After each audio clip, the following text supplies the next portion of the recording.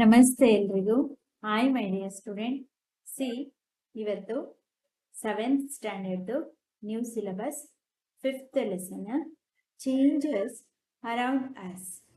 ನಮ್ಮ ಸುತ್ತಮುತ್ತಲಿನ ಬದಲಾವಣೆಗಳು ಯಾವುದರಲ್ಲಿ ಫಿಸಿಕಲ್ ಆ್ಯಂಡ್ ಕೆಮಿಕಲ್, ಒಂದು ರಾಸಾಯನಿಕ ಇರ್ಬೋದು, ಒಂದು ಭೌತ ಬದಲಾವಣೆಗಳು. ನಮ್ಮ ಸುತ್ತಮುತ್ತ ನಡೀತಕ್ಕಂತಹ ರಾಸಾಯನಿಕ ಮತ್ತು ಭೌತ ಬದಲಾವಣೆಗಳು ಅಂತೇಳಿ ಈ ಲೆಸನ್ನು.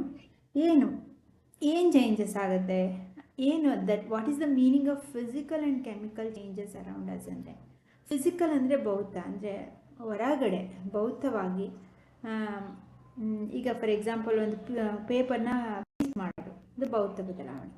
ಕೆಮಿಕಲ್ ಚೇಂಜ್, ರಾಸಾಯನಿಕ ಬದಲಾವಣೆ ಅಂದರೆ ಏನಿರ್ಬೋದು?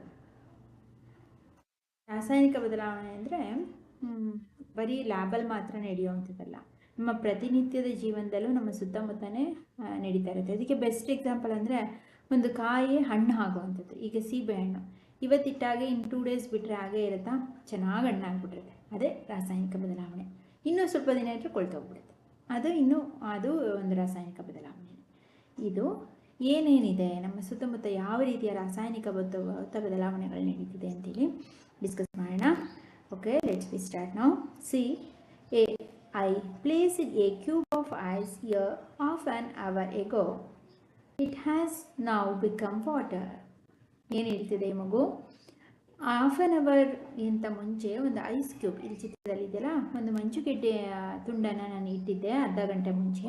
ಇವಾಗ ಬಂದು ಅದನ್ನು ನೋಡಿದ್ರೆ ನೀರಾಗ್ಬಿಟ್ಟಿದೆ. ನೋಡಿ, a bird that I saw yesterday on this rose plant has become a flower today.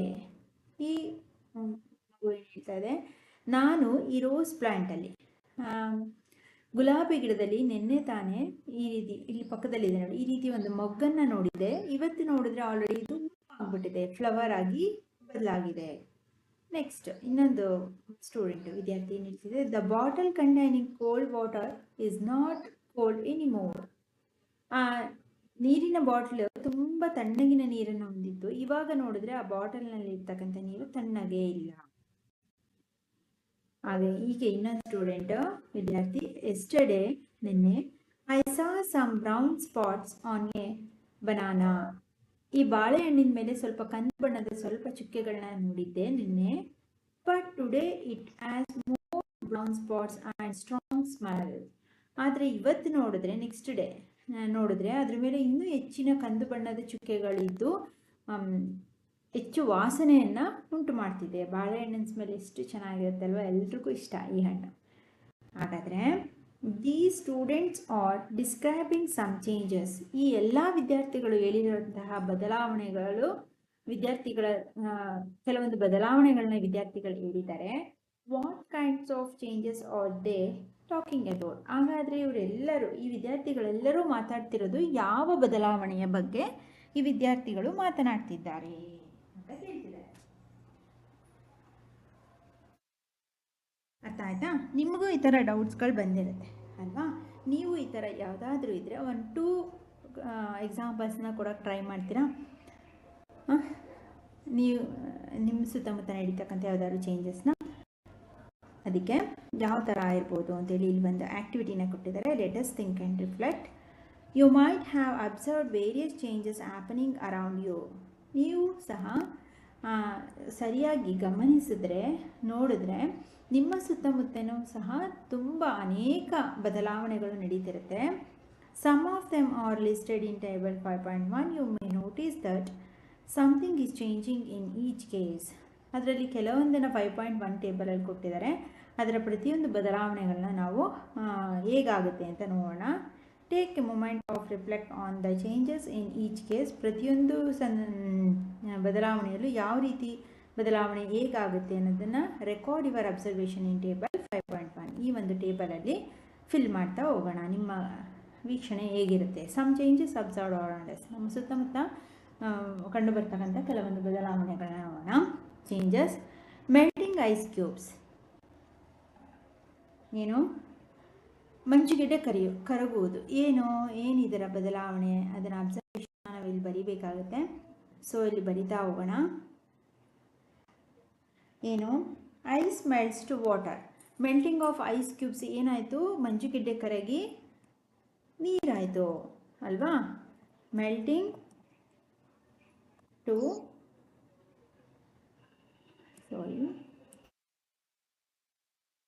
Ice melts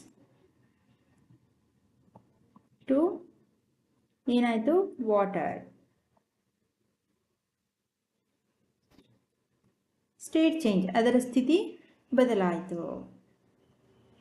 ಮಂಜುಗೆಡ್ಡೆಯ ಸ್ಥಿತಿ ಏನಾಯಿತು, ನೀರಿನ ಘನರೂಪದಲ್ಲಿತ್ತು ಗಟ್ಟಿಯಾಗಿ ಮಂಜುಗೆಡ್ಡೆ, ಅದು ಕರಗಿ ನೀರಾಯಿತು ಅಂದರೆ ದ್ರವ ರೂಪಕ್ಕೆ ಬಂದರು. State changes. ಆಯ್ತಾ.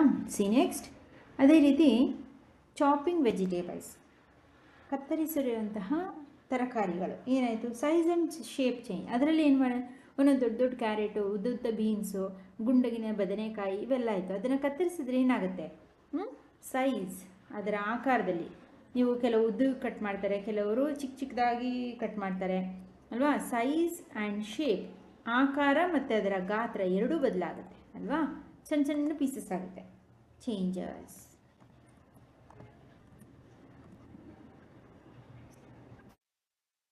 ನೆಕ್ಸ್ಟ್, ಬಾಯ್ಲಿಂಗ್ ವಾಟರ್, ಕುದಿಯುತ್ತಿರುವಂಥ ನೀರು ಏನಾಗುತ್ತೆ, ಚೆನ್ನಾಗಿ ಕುದ್ದು ಏನಾಗುತ್ತೆ, boiling water, water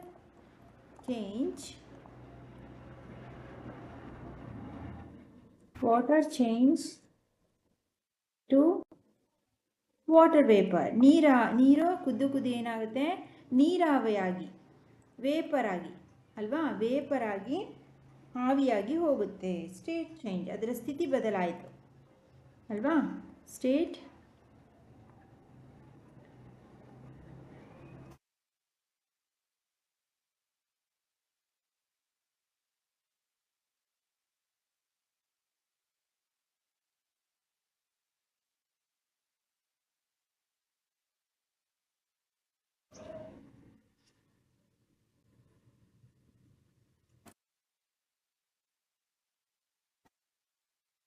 changes.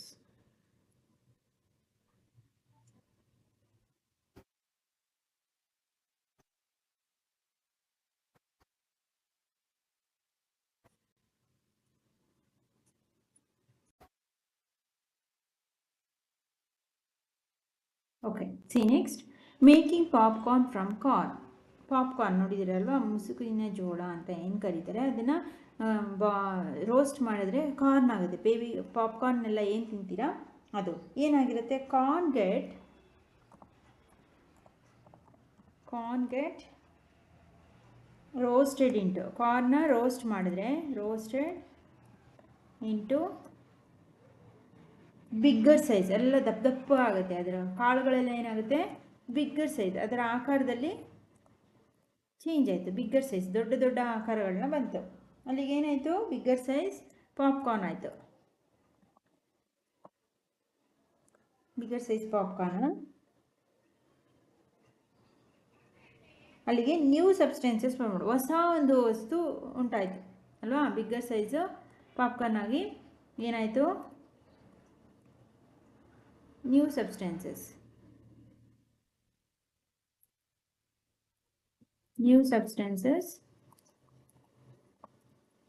Formed.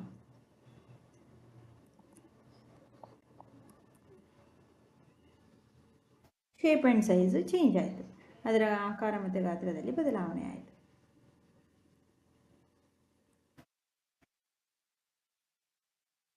Size and shape change.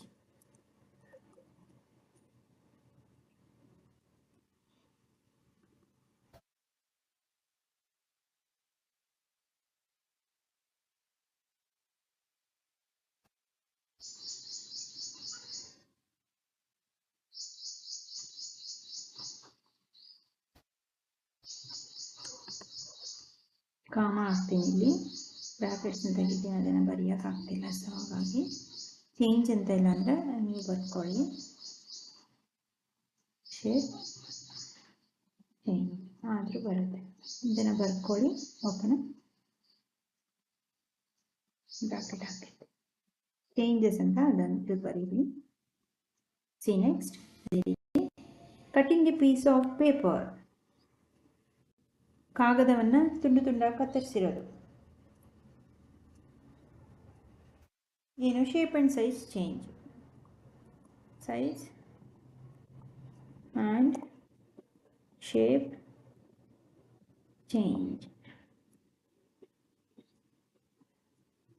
ಅದೇ ರೀತಿ adding beetroot extract to water.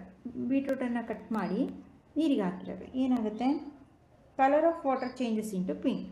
ಬೀಟ್ರೂಟನ್ನು ಕಟ್ ಮಾಡಿ ನೀರಿಗೆ ಹಾಕಿದ್ರೆ ಯಾವ ಕಲರ್ ಬರುತ್ತೆ? ಕಲರ್ ಆಫ್ ವಾಟರ್, ನೀರಿನ ಬಣ್ಣ ಏನಾಯಿತು? ಚೇಂಜ್ ಆಯಿತು. Changes to pink.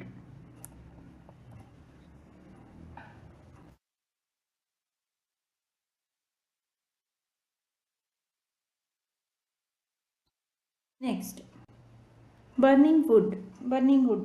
ಮರವನ್ನು ಉರಿಸೋದ್ರಿಂದ ವುಡ್ ಚೇಂಜಸ್ ಟು ಆ್ಯಶ್. ಉರಿದು ಏನಾಗುತ್ತೆ? ಮರ ಬೂದಿಯನ್ನು ಕೊಡುತ್ತೆ.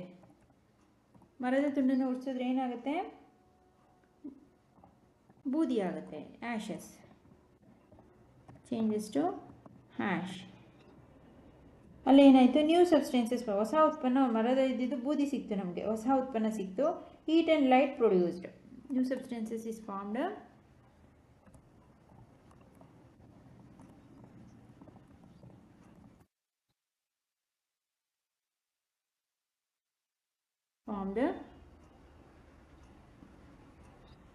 Heat and light produced.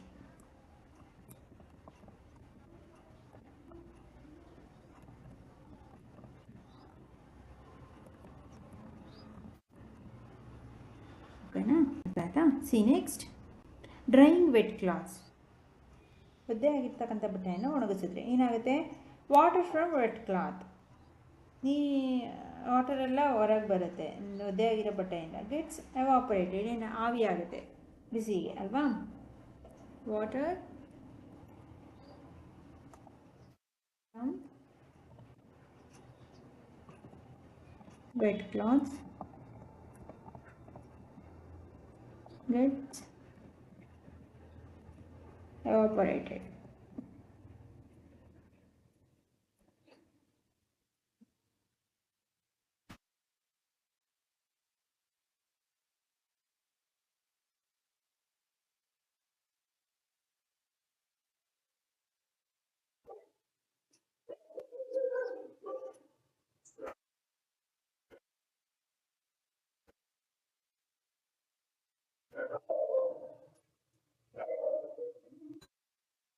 Evaporate ಆಗುತ್ತೆ. State of water change from liquid to gas. Water ಇದ್ದಿದ್ದೇನಾಗುತ್ತೆ? ಎವಾಪರೇಟ್ ಆದಾಗ ಗ್ಯಾಸ್ ಬದಲಾಗುತ್ತೆ ಅಲ್ವಾ? ಏನಾಗಿ? ಗ್ಯಾಸ್, ಅನಿಲದ ರೂಪವಾಗಿ ಹೋಗುತ್ತೆ ಎವಾಪರೇಟ್ ಆಗಿ. State of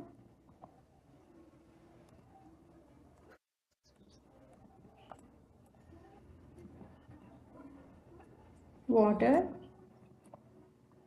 changes from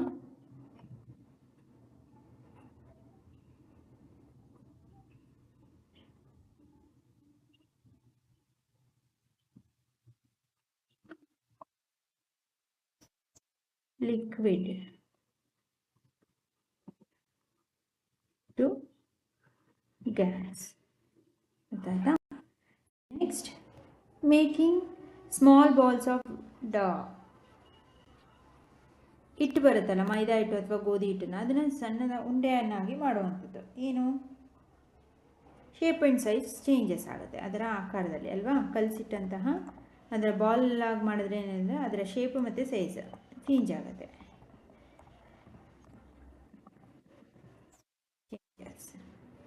next, rolling small balls of Dow into chapati ಮಾಡೋದಕ್ಕೆ ಸಣ್ಣ ಸಣ್ಣ ಉಂಡೆಗಳನ್ನ ಮಾಡ್ಕೊಳ್ಳೋದು. ಆವಾಗ ಏನಾಗುತ್ತೆ? Same size and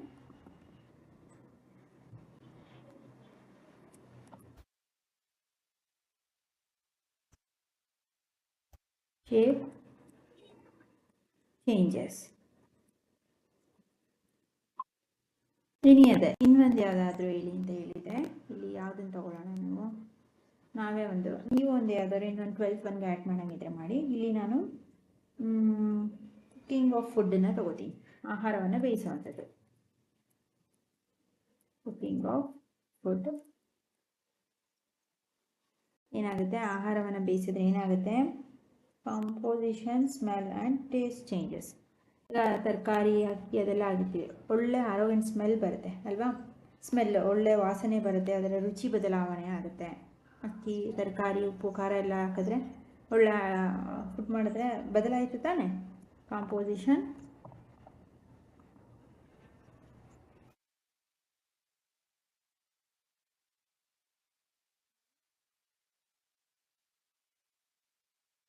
taste, smell and taste.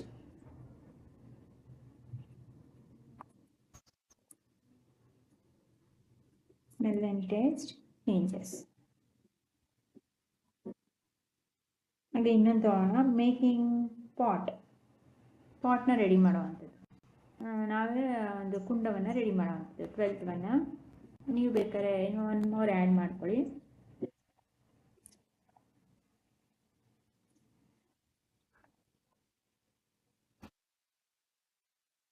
making pot, changes the shape and size and shape.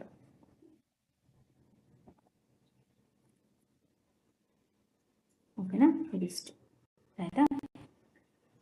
You might have noticed that these changes could be in size, shape, smell or other properties of substances or object. ಇಲ್ಲಿವರೆಗೂ ನೀವು ಗುರುತಿಸಿರುವಂಥದ್ದು, notice ಬರೆದಿರುವಂಥದ್ದು ಯಾವ ರೀತಿಯ ಬದಲಾವಣೆ ಆಗಿದೆ, ಆಕಾರ, ಅದರ ಗಾತ್ರ, ಅದರ ವಾಸನೆ ಅಥವಾ ಇನ್ನಿತರ ಬೇರೆ ಗುಣಲಕ್ಷಣಗಳಿರ್ಬೋದು ಈ ವಸ್ತುಗಳಲ್ಲಿ. Can you think of some other changes that happen in your surroundings? ಇದನ್ನು ಬಿಟ್ಟು ಬೇರೆ ಇನ್ನಿತರ ಯಾವುದಾದರೂ ಬದಲಾವಣೆಗಳನ್ನ ನಿಮ್ಮ ಸುತ್ತಮುತ್ತ ನೋಡಿದ್ದೀರಾ? Make a list of those changes too. ಆ ಥರದ್ದೇನಾದರೂ ನೋಡಿದರೆ ಅವುಗಳನ್ನು ಗುರುತಿಸಿ ಬರೆಯಿರಿ. We observe the changes occurring around us with the help of our sense of sight, smells, touch, hearing and state. ನಾವು ಕೆಲವೊಂದು ಬದಲಾವಣೆಗಳನ್ನು ನಮ್ಮ ಸುತ್ತಮುತ್ತ ಏನೇನು ನಡೆಯುತ್ತೆ ಅದನ್ನು ಯಾವುದರ ಸಹಾಯದಿಂದ ನಾವು ಅವುಗಳನ್ನ ಗುರುತಿಸ್ಬೋದು. ಕೆಲವೊಂದು ಸಲ ನಮ್ಮ ಸೆನ್ಸಿಂದ, ನಮ್ಮ ಜ್ಞಾನದಿಂದ ಅಥವಾ ವಾಸನೆಯಿಂದ ಅಥವಾ ಅವುಗಳನ್ನ ಟಚ್ ಮುಟ್ಟಿ ನೋಡೋದ್ರಿಂದ, ಕೇಳಿಸ್ಕೊಳ್ಳೋದ್ರಿಂದ, ಟೇಸ್ಟ್ ಮಾಡೋದ್ರಿಂದ, ತಿಂದು ನೋಡೋದ್ರಿಂದ ನಾವು ಅವುಗಳನ್ನ ಗುರುತಿಸ್ಬೋದು. Can we arrange these changes into categories? ಈ ರೀತಿಯ ಕೆಲವೊಂದು ಬದಲಾವಣೆಗಳನ್ನ ನಾವೊಂದು ವರ್ಗೀಕರಿಸ್ಬೋದಾ, ಗುಂಪುಗಳನ್ನಾಗಿ ಮಾಡ್ಬೋದಾ ಅಂತ ಕೇಳ್ತಿದ್ದಾರೆ student. Let us try to answer this question. ಹಾಗಾದರೆ ಈ ಕ್ವಶನ್ಗಳಿಗೆ ನಾವು ಉತ್ತರವನ್ನು ನೋಡೋಣ. ಓಕೆ ಮೈ ಡಿಯರ್ ಸ್ಟೂಡೆಂಟ್, ಇಷ್ಟಿರಲಿ. ನೆಕ್ಸ್ಟ್ ಕ್ಲಾಸಲ್ಲಿ ನಾವು ಇಲ್ಲಿಂದ ಕಂಟಿನ್ಯೂ ಮಾಡೋಣ. ಏನಾದ್ರು ಡೌಟ್ಸ್ ಇತ್ತು ಅರ್ಥ ಆಗಲಿ ಅನ್ನೋ ಕಮೆಂಟ್ ಮಾಡಿ. ಆ್ಯಂಡ್ ಆದಷ್ಟು ನಾನು ಕೊಡ್ತಕ್ಕಂಥ ಹೋಮ್ವರ್ಕ್ ಕ್ವಶನ್ಸ್ಗೆ ನೀವೇ ಆನ್ಸರ್ ಮಾಡೋಕ್ಕೆ ಟ್ರೈ ಮಾಡಿ. 1 or 2 ಟೈಮ್ ಆಡಿಯೋನ ಕೇಳಿ, ಬಿಕಾಸ್ ನ್ಯೂ ಸಿಲೆಬಸ್ ಆಗೋದ್ರಿಂದ ಆದಷ್ಟು ಫ್ರೆಂಡ್ಸ್ಗೆ ಶೇರ್ ಮಾಡಿ. ಇವತ್ತೇನಿಲ್ಲ, ಇದಕ್ಕೆ 1 more ನಿಮ್ಮ ಲಿಸ್ಟಲ್ಲಿ ಇರೋವಂಥದ್ದನ್ನ ಆ್ಯಡ್ ಮಾಡಿ. ಇವುಗಳನ್ನ ನೀಟಾಗಿ ಅಬ್ಸರ್ವ್ ಮಾಡಿ. 1 or 2 ಟೈಮ್ ನೀವೇ ಆನ್ಸರ್, ಟೆಸ್ಟ್ ಏನಾದರೂ ಕೊಟ್ಟರೆ ಯೂಸ್ ಆಗುತ್ತೆ. 1 or 2 ಟೈಮ್ ಯಾವುದೇ ಚೇಂಜಸ್ ಅಂತ ಒಂದ್ಸಲ ಬರೀರಿ. ಅದೇ ಹೋಮ್ವರ್ಕ್ ಇದೆ. ಓಕೆನಾ? Okay my dear student, thank you.